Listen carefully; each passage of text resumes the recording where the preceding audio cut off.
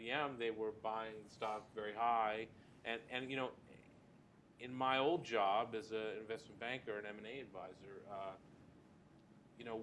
stock buybacks was always sort of the last refuge of a scoundrel. When you had nothing better to do with your money, you bought back your stock.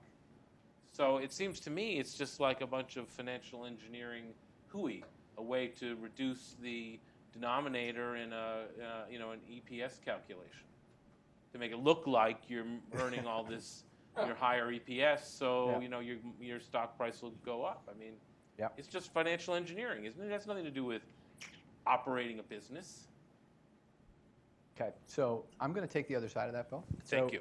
Although I'm going to support, I think that Joe Nocera and Sorkin and those guys, I mean, listen, it's irrefutable that corporate America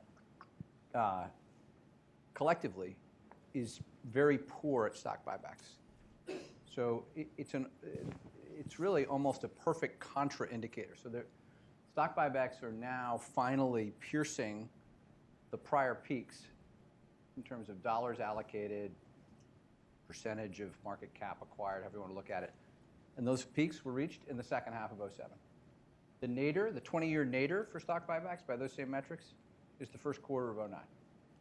So corporate America, as a group, is very poor at stock buybacks. And so just as a reminder, for the when the stock market was near its last high point, people were buying back stock, and when it hit its low point in 65, high, and then not buying low. We don't know when they're selling, but they should have been buying when the Dow was at 6,500. You got it.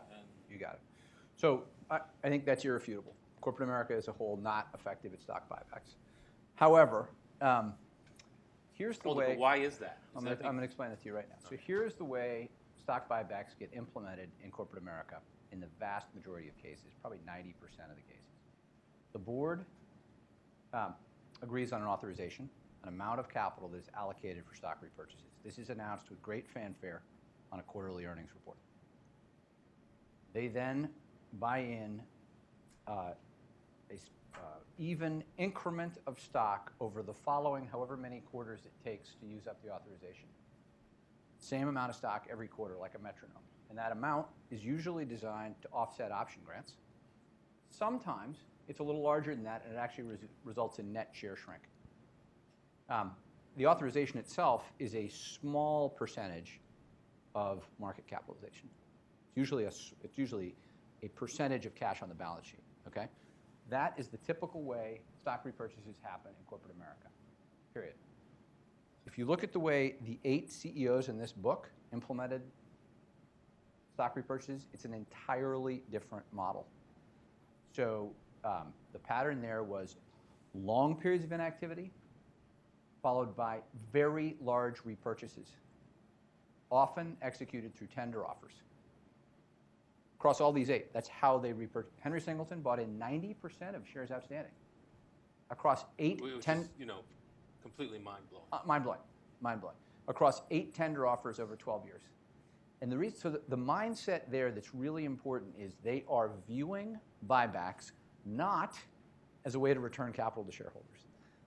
So that's the language that gets used today. You've got to return capital to shareholders, and your alternatives are you can pay a dividend, which of course is tax inefficient, gets taxed twice, or you can repurchase your shares. That's and what they'll Carl say, wants Apple to do. They'll say you're doing one or the other. Listen, I think in this case, I think he's generally right about this. I don't have a point of view on Apple, but the point is you buy the stock in when the return from doing that is attractive relative to your alternatives. So the idea is you ought to be able to project the return from, wait a minute, let me finish. Right. You ought to be able to calculate the return from buying your stock better than almost any other investment decision you could make. I mean, who's going to be better at projecting the next 5 years of your own business than you are?